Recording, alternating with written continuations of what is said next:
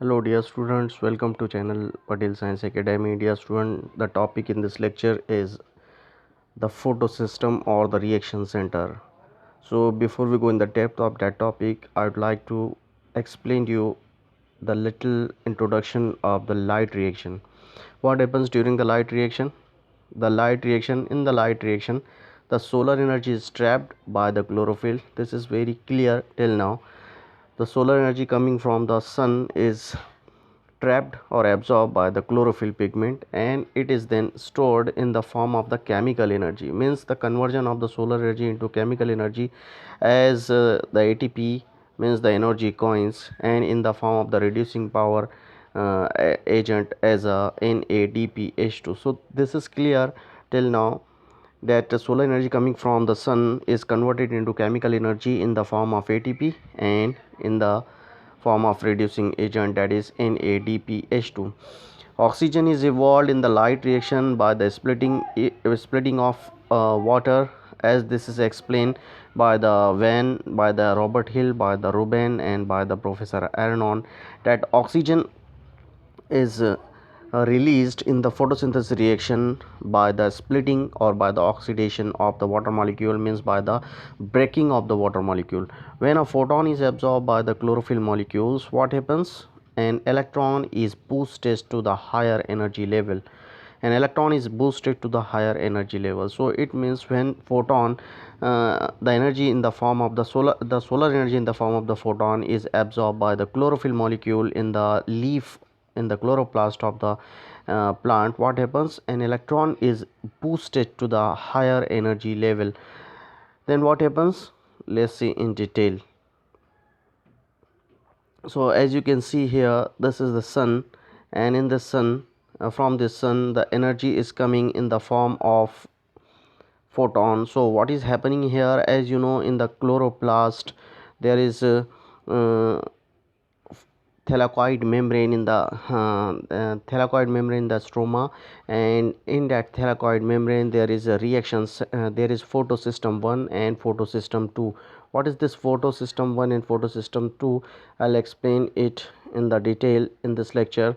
But what happens, this energy in the form of photon is received by the photosystem 1 and photosystem 2, and they convert it into the ATP, means the solar energy which is coming from the sun, it get converted into ATP, and in the it is again water molecule which is splitting. During this process, oxygen gas is released and H goes to the NADP, and NADP become NADPH.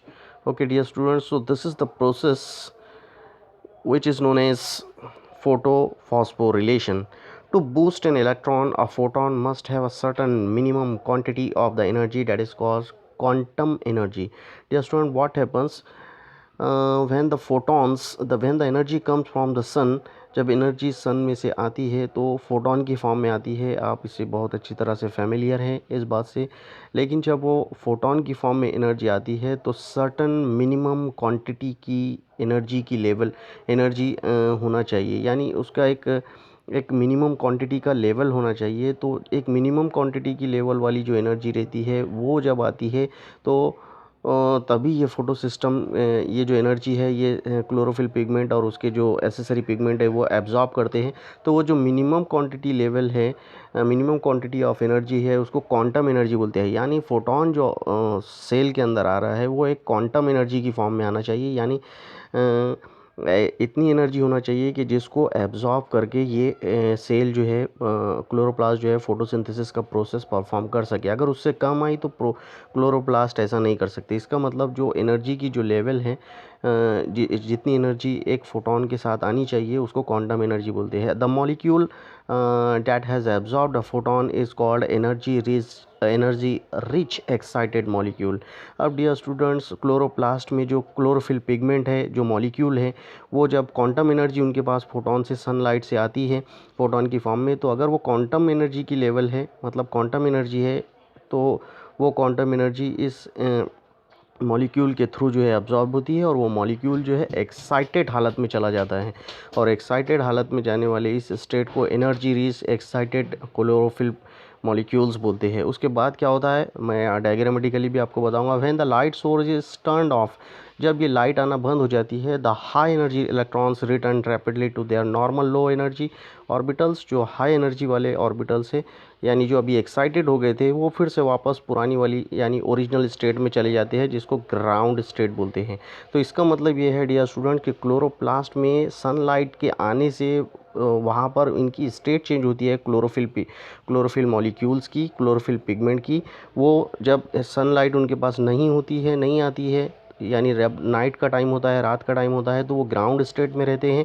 और जैसे ही sunlight एक quantum energy की form में उनके पास आती है तो ये एक्साइटेड हो जाते हैं और एक्साइटेड होने के बाद फिर ये फोटोसिंथेसिस का प्रोसेस स्टार्ट करते हैं, यानी लाइट रिएक्शन की वो स्टेप स्टार्ट करते हैं जिसमें एटीपी तैयार होता है और वाटर मॉलिक्यूल ब्रेक होके ऑक्सीजन को रिलीज़ करता है और H2 जो है NADP के पास जाके NADPH2 में NADPH2 को बनाता है। ओके डियर स्टूडेंट्स, तो यहाँ इस स्लाइड में हमने दो चीज़ें देखी कि एक फोटोन की फॉर्म में जो एनर्जी आ रही है उसकी एक मिनिमम क्वांटिटी की एनर्जी की लेवल होनी चाहिए जिसको क्वांटम एनर्जी बोलते हैं। अगर उससे कम रही तो ये प्रोसेस नहीं होगा और उसको एब्जॉर्ब करने के बाद क्लोरोफिल मॉलिक्यूल जो है एक्साइटेड कंडीशन में जाते हैं और जब ये लाइट आना बंद हो जाती है तो यानी रात के टाइम में ये मॉलिक्यूल जो है जब लाइट इनको नहीं मिलती है तो ये ग्राउंड स्टेट में चले जाते हैं, स्टेबल कंडीशन में चले जाते हैं ओरिजिनल वाली, तो इसको ग्राउंड स्टेट बोलते हैं।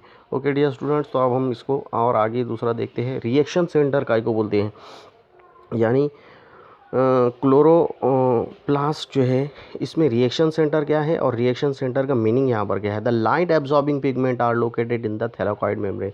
जैसे कि आपको पता है कि जो क्लोरोप्लास्ट है उसमें थैलाकॉइड मेम्ब्रेन जो है उसमें लाइट एब्जॉर्ब करने वाले मॉलिक्यूल्स, लाइट एब्जॉर्ब करने वाले पिगमेंट प्रेजेंट रहते हैं। उनका लोकेशन ही वो है थैलाकॉइड मेम्ब्रेन में। तो फिर क्या करते हैं, ये कैसे सनलाइट को एब्जॉर्ब करते हैं और कैसे एक पार्ट से दूसरे पार्ट में ट्रांसफ़र करते हैं उसकी डिटेल हम देख रहे हैं आज रिएक्शन सेंटर के through. They are arranged in a cluster of chlorophyll, यानी डियर स्टूडेंट्स वो क्लोरोफिल के क्लस्टर में, यानी बहुत सारी जैसे गुच्छा का गुच्छा रहता है, जैसे कीस चाबियों का गुच्छा जो रहता है, अंगूर का जैसे गुच्छा होता है, वैसे गुच्छे की फॉर्म में, क्लस्टर की फॉर्म में ये क्लोरोफिल मॉलिक्यूल होते हैं, वहाँ पर अरेंज होते हैं। और उनके साथ साथ एसेसरी पिगमेंट भी होते हैं, जो हेल्प करने वाले पिगमेंट होते हैं वो भी होते हैं। और उसके साथ साथ एक और स्पेशल टाइप का क्लोरोफिल मॉलिक्यूल्स उसमें होते हैं। इसका मतलब इसमें तीन मॉलिक्यूल होते हैं, एक तो क्लोरोफिल का क्लस्टर, दूसरा एसेसरी पिगमेंट यानी हेल्प करने वाले पिगमेंट जैसे ज़ैंथोफिल और कैरोटीन, और तीसरा स्पेशल टाइप के क्लोरोफिल मॉलिक्यूल जो कि है P680 एंड P700। यहाँ पे P का मीनिंग है पिगमेंट, यानी पिगमेंट जो है ये P80 क्या बता रहा है और P70 क्या बता रहा है। ये इसका मीनिंग डियर स्टूडेंट्स ये है कि वो पिगमेंट है जो रिएक्शन सेंटर में तीन में से, अभी आपको ये समझ में आ गया होगा, रिएक्शन सेंटर में जो है तीन यहाँ पर मॉलिक्यूल्स है। एक मॉलिक्यूल कौन से है, देखिए मैं फिर से आपको समझाता हूँ। एक मॉलिक्यूल कौन से है, क्लोरोफिल का क्लस्टर। दूसरा मॉलिक्यूल कौन से है, एसेसरी पिगमेंट। तीसरा मॉलिक्यूल कौन से है, स्पेशल टाइप के क्लोरोफिल मॉलिक्यूल यानी P680 एंड P700। अब ये तीनों मॉलिक्यूल यानी क्लोरोफिल के क्लस्टर, एसेसरी पिगमेंट और स्पेशल टाइप के क्लोरोफिल मॉलिक्यूल्स, ये तीनों मिलके क्या करते हैं वो हम देखते हैं। P680 and P700 molecules form the reaction center and photo center। यह स्टूडेंट्स मैं आपको यही बता रहा था कि फोटो सेंटर यानी रिएक्शन सेंटर किसको बोलते हैं। रिएक्शन सेंटर अब आपके समझ में आ गया होगा। रिएक्शन सेंटर देखिए प्लांट है, प्लांट का लीफ है, लीफ में मीजोफिल सेल है, मीजोफिल सेल में क्लोरोप्लास्ट है, क्लोरोप्लास्ट के अंदर रिएक्शन सेंटर है। रिएक्शन सेंटर में तीन तरह के मॉलिक्यूल है जिसकी डिटेल मैंने आपको बताया। एक है क्लोरोफिल का क्लस्टर, दूसरा है उसके साथ उसके हेल्प करने वाले पिगमेंट जैसे कैरोटीन, ज़ैंथोफिल, और तीसरे है स्पेशल टाइप के क्लोरोफिल मॉलिक्यूल जैसे P680 एंड P700। तो ये तीनों को मिलाकर, ये क्लोरोफिल को मिलाकर, एसेसरी पिगमेंट को मिलाकर और स्पेशल टाइप के जो क्लोरोफिल के मॉलिक्यूल है जो सिर्फ P680, यहाँ मीनिंग क्या है डियर स्टूडेंट, इसका मीनिंग ये है कि जो सनलाइट जिसकी वेवलेंथ 680 है, जैसे कि आपको पता है कि विजिबल लाइट के कितना नैनोमीटर के बीच में वाला पार्ट है वो 390 से 730 के बीच में नैनोमीटर वाली जो रेंज है विजिबल लाइट की, उसको विजिबल लाइट बोलते हैं। और उसी में से जो लाइट है तो कुछ लाइट को क्लोरोफिल पिगमेंट जो है रिएक्शन सेंटर के थ्रू ऑब्जर्व करते हैं। तो जो 680 यानी 680 वेवलेंथ वाली लाइट है वो P680 वाले मॉलिक्यूल्स एब्जॉर्ब करेंगे, और जो 700 वाली लाइट है वो P700 वाले मॉलिक्यूल एब्जॉर्ब करेंगे। और एब्जॉर्ब करने के बाद ये जो एक्सेसरी पिगमेंट है इसके थ्रू क्लोरोफिल को देंगे, और chlorophyll process of photosynthesis perform करेगा। तो इसी को रिएक्शन सेंटर बोलते हैं। रिएक्शन सेंटर में 3 पार्ट आ गए, क्लोरोफिल, एक्सेसरी पिगमेंट और special molecule P680 and P700। तो रिएक्शन सेंटर या फोटो सेंटर अभी आपके समझ में आ गया होगा, आई होप सो। अब डायग्रामेटिकली देख लेते हैं। ओके डियर स्टूडेंट्स, तो डायग्रामेटिकली आपको दिख रहा होगा ये एक फोटो सिस्टम है। इसमें आपको दिख रहा है येलो कलर में फोटोन की फॉर्म में एनर्जी आ रही है, फिर एक पार्ट से एनर्जी जो है ट्रांसफ़र हो रही है। ये यहाँ पर आप देख सकते हैं, ये एनर्जी यहाँ पर आई है, इस मॉलिक्यूल के पास आई है, फिर यहाँ से इस मॉलिक्यूल के पास गई है, फिर ये वाले मॉलिक्यूल के पास गई, फिर ये वाले मॉलिक्यूल के पास गई, फिर ये वाले मॉलिक्यूल के पास गई, और लास्ट में फिर जो है ये वाले मॉलिक्यूल के पास गई। ये है reaction centre. Okay dear students, तो ये जो रिएक्शन सेंटर है ये प्राइमरी इलेक्ट्रॉन एक्सेप्टर के थ्रू जो है ये रिएक्शन सेंटर के पास, यानी रिएक्शन सेंटर में लास्ट में आप एक ख़ास बात आप यहाँ देख रहे होंगे कि ये सब लाइट कलर के हैं, और बाकी एक जो दिख रहा है रिएक्शन सेंटर में ये है डार्क कलर का, ये है chlorophyll pigment. Okay dear student, तो ये मेन जो क्लोरोफिल ए है, ये मेन क्लोरोफिल ए जो है ये एनर्जी को लास्ट में रिसीव करता है और इसको एटीपी में कन्वर्ट करता है, या इसी दौरान जो है वाटर मॉलिक्यूल ब्रेक होता है, ऑक्सीजन रिलीज़ होती है, और H2 जो है NADP के पास जाके NADPH2 बन जाता है। तो इसका मीनिंग ये है कि जो सनलाइट आती है प्लांट में, लाइट रिएक्शन में सबसे पहले क्या होता है, लाइट रिएक्शन में सबसे पहले वो फोटो सिस्टम के पास जाती है, और फोटो सिस्टम के थ्रू जो है इसका मतलब ये है कि क्लोरोफिल ए के पास डायरेक्ट लाइट नहीं जाती। वो लाइट कैसे आती है, उसके हेल्पर से होते हुए आती है। तो वो जो हेल्पर है उसके वो रिएक्शन सेंटर में मौजूद है, यानी एक्सेसरी पिगमेंट, और एक्सेसरी पिगमेंट के साथ साथ वो P680 वाले और P700 वाले, वो उतने वेवलेंथ वाले वो एनर्जी को एब्जॉर्ब करते हैं, और लास्ट में ले जाकर किसको देते हैं, क्लोरोफिल ए को। और क्लोरोफिल ए जो है इस तरह से एक प्रोसेस को परफॉर्म करके एटीपी तैयार करता है। अब थोड़ी सी डिटेल देख लेते हैं। The accessory pigment and the other chlorophyll molecule harvest the solar. ये सबसे इंपॉर्टेंट स्लाइड है डियर स्टूडेंट, इसको अच्छे से समझे। The accessory pigment and the other chlorophyll molecule, आपको मालूम है मैंने अभी बताया वो फोटो सेंटर या रिएक्शन सेंटर। तो फोटो सेंटर और रिएक्शन सेंटर में मैंने 3 बताया था, उसमें से जो एक्सेसरी पिगमेंट है और दूसरे क्लोरोफिल मॉलिक्यूल जो है वो हार्वेस्ट करते हैं किसको, सोलर एनर्जी को। यानी सोलर एनर्जी जो सन में से जो एनर्जी आ रही है फोटोन की फॉर्म में, उसको वो अलग अलग चुन लेते हैं, हार्वेस्ट कर लेते हैं, कौन सी जो उनके काम की है।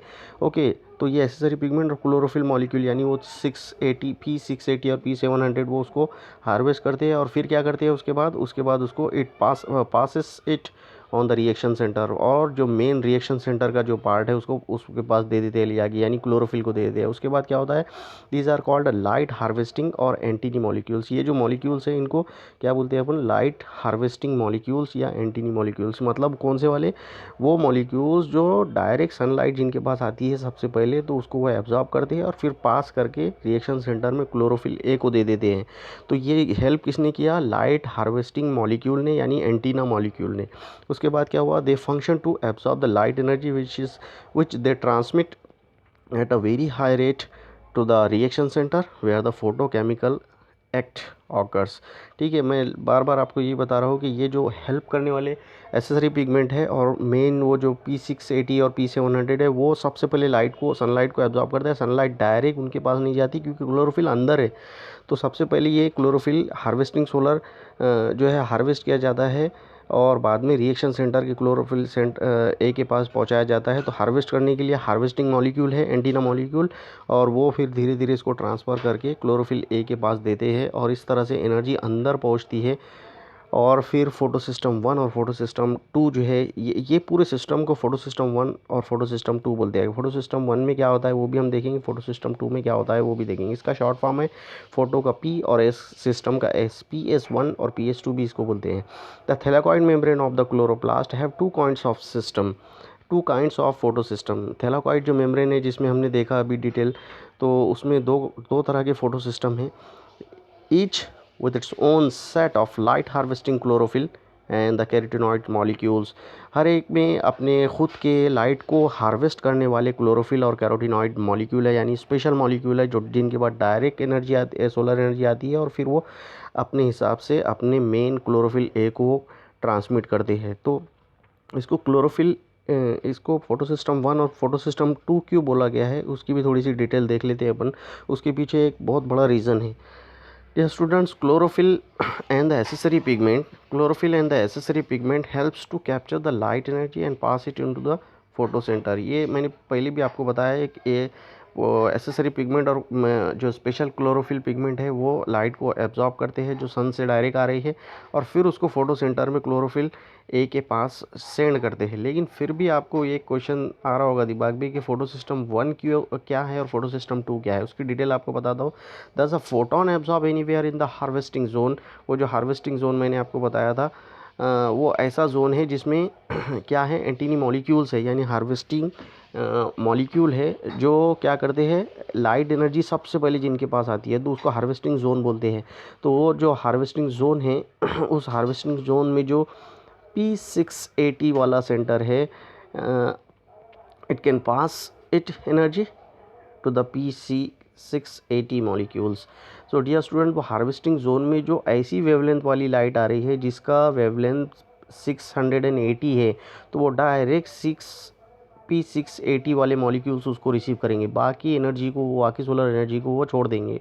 तो जिसकी वेवलेंथ 680 है, ऐसे मॉलिक्यूल्स P680 वाले ऐसी एनर्जी P680 वाले मॉलिक्यूल्स एब्जॉर्ब करेंगे, और इसी तरह से the cluster of the pigment molecules which transfer their energy to P68 molecule absorb at और बिलो द वेवलेंथ।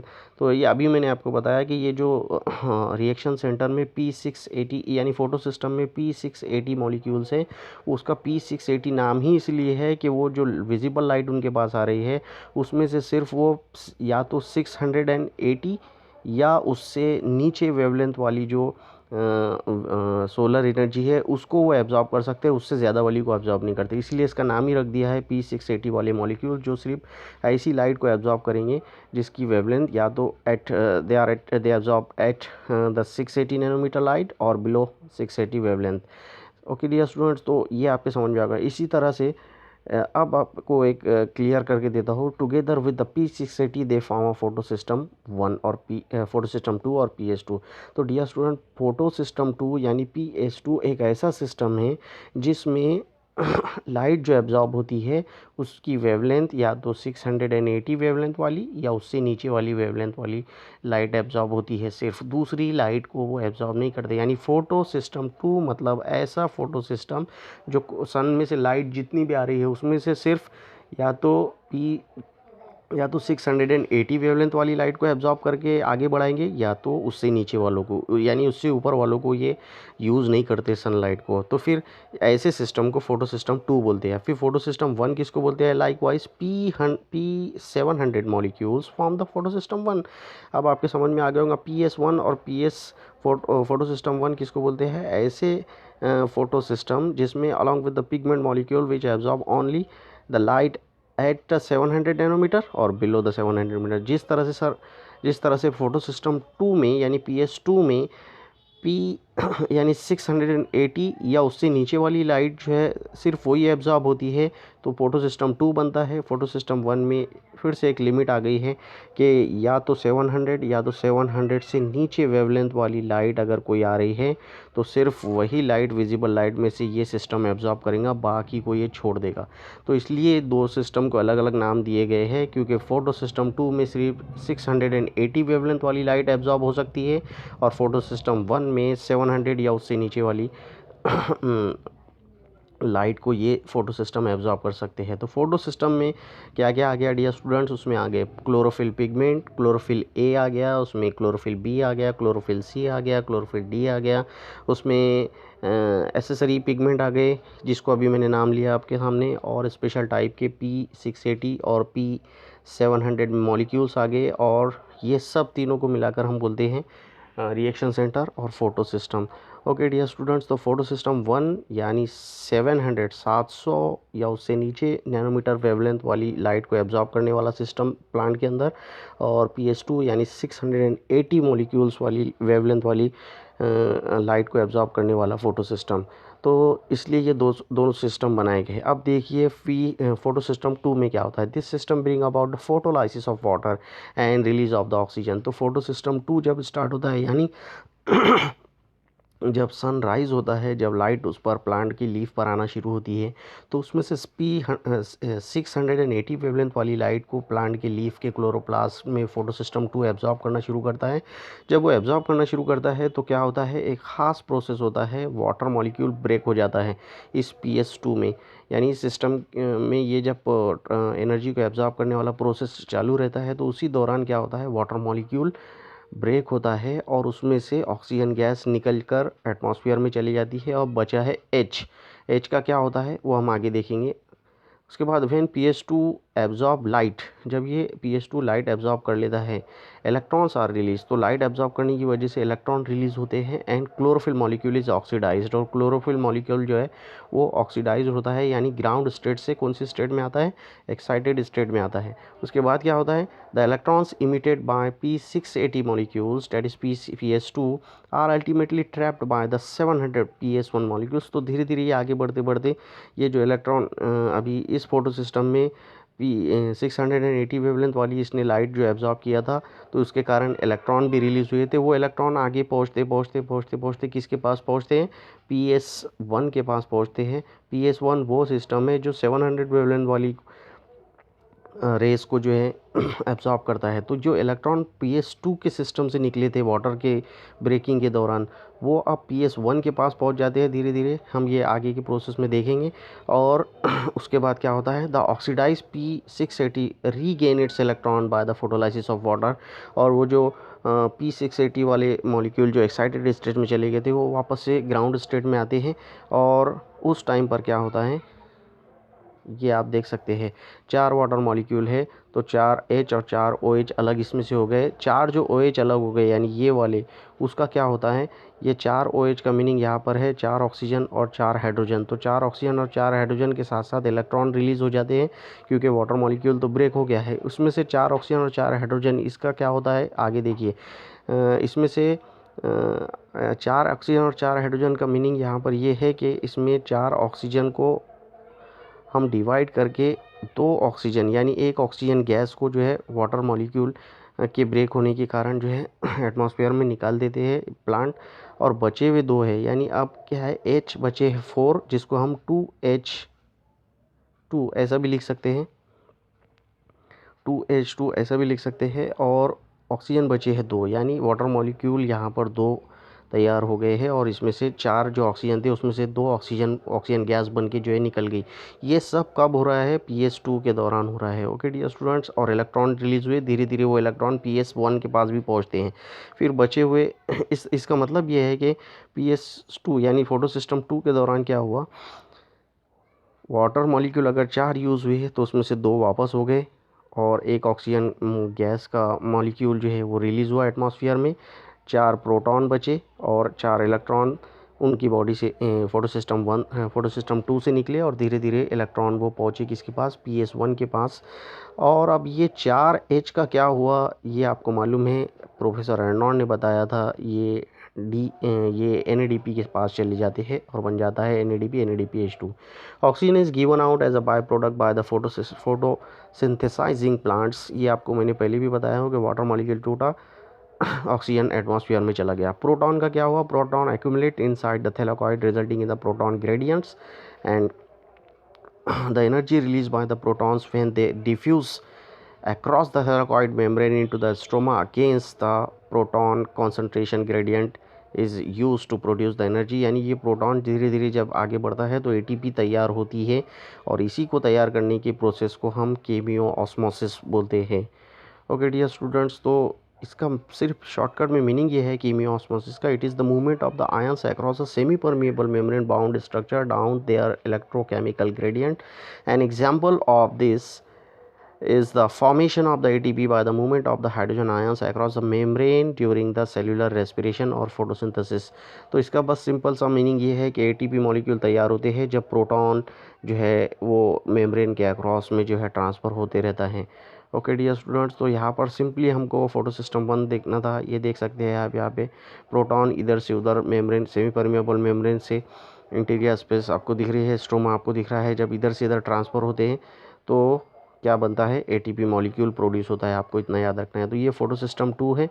ये वाटर ब्रेक हुआ, सबसे पहले फोटोन की फॉर्म में एनर्जी आई, वाटर ब्रेक हुआ, ब्रेक होने के बाद ये हाफ O2 उधर चला गया, प्रोटॉन कहाँ गए, प्रोटॉन जो है वो ट्रांसफ़र होते होते सेमी परमिएबल मेम्ब्रेन से ये अंदर की तरफ आए और ये इलेक्ट्रॉन धीरे धीरे ट्रांसफ़र होते हुए फोटो सिस्टम 1 के पास गए। फोटो सिस्टम 1 के पास जब गए तो ये H जो है इधर की यानी थैलाकॉइड की मेम्ब्रेन से होते हुए ये अंदर की तरफ आया और इस दौरान एटीपी तैयार हुई और H जो है लास्ट में NADP को मिलकर NADPH बन गया।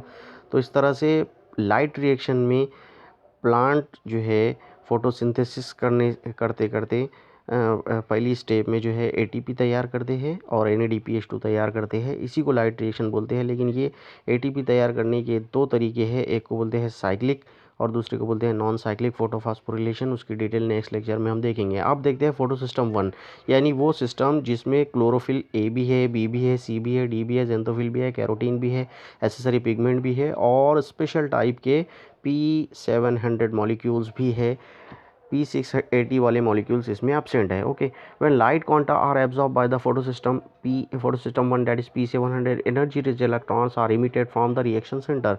तो इसके भी साथ वैसे ही होता है डियर स्टूडेंट्स जैसे फोटोसिस्टम 2 में हुआ, बस थोड़ा सा चेंज है।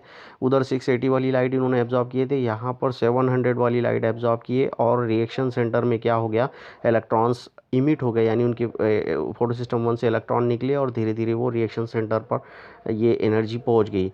This flow down of a chain of electron carries to the NADP along with the proton generated by the splitting of water. अब आपको याद आ रहा होगा जब वाटर मॉलिक्यूल ब्रेक हुआ था तो ऑक्सीजन रिलीज हो गई थी और प्रोटॉन यानी H पॉजिटिव आयन जो है वो रिलीज़ हुआ था। वो धीरे धीरे रिलीज आगे बढ़ते बढ़ते NADP के पास जाता है और NADP this result in the formation of NADPH।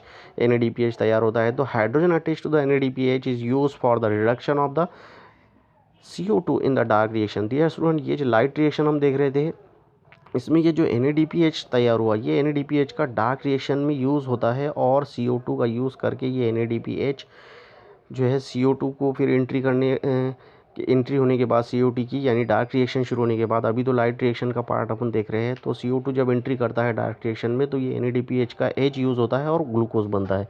This process is called reducing power of the cell. Okay dear students, तो फोटो सिस्टम 1 भी आपके समझ में आ गया होगा। फोटो फॉस्फोरिलेशन में क्या हुआ, फोटो फॉस्फोरिलेशन में dear student formation of ATP molecule in the chloroplast in the presence of light that is called the process of photo phosphorylation. इसकी डिटेल अपन नेक्स्ट लेक्चर में देखेंगे। तो डियर स्टूडेंट, आज के लेक्चर में हमने सिर्फ इतना देखा कि फोटो सिस्टम 1 क्या है, फोटो सिस्टम 2 क्या है, किस तरह की लाइट ये एब्जॉर्ब कर सकते हैं और कैसे फोटो एसेसरी पिगमेंट और स्पेशल टाइप के P700 और P680 मॉलिक्यूल्स जो है इस एनर्जी को ट्रांसफ़र करते हैं और सबसे पहले एब्जॉर्ब करते हैं और एब्जॉर्ब करने के बाद रिएक्शन सेंटर में मेन जो क्लोरोफिल पिगमेंट क्लोरोफिल A है उसको ये ले जाकर देते हैं और इस तरह से वो जो मेन सिस्टम है क्लोरोफिल ए उस एनर्जी को एब्जॉर्ब करने के बाद फोटो फॉस्फोरिलेशन करता है, जिसको मैं नेक्स्ट लेक्चर में समझाऊंगा। और फोटो फॉस्फोरिलेशन करने के बाद वो ATP तैयार करके देता है और वो ATP का यूज़ करके डार्क रिएक्शन स्टार्ट होती है। और प्लस फोटो सिस्टम 2 जो है ATP भी तैयार करता है और फोटो NADPH2 भी तैयार करता है, जिसका यूज़ डार्क रिएक्शन में है और ग्लूकोज तैयार करने के लिए ये ATP यहाँ से यूज़ होती है। तो लाइट रिएक्शन का हमने एक पार्ट अभी देख लिया, photo system 1, photo system 2 and reaction centre. अब नेक्स्ट लेक्चर में हम देखेंगे कि लाइट रिएक्शन का फोटो फॉस्फोरिलेशन यानी ATP और NADPH2 कैसे तैयार होते हैं, उसकी पूरी डिटेल हम देखेंगे साइक्लिक तरीके से और नॉन साइक्लिक तरीके से। Thank you for watching this video.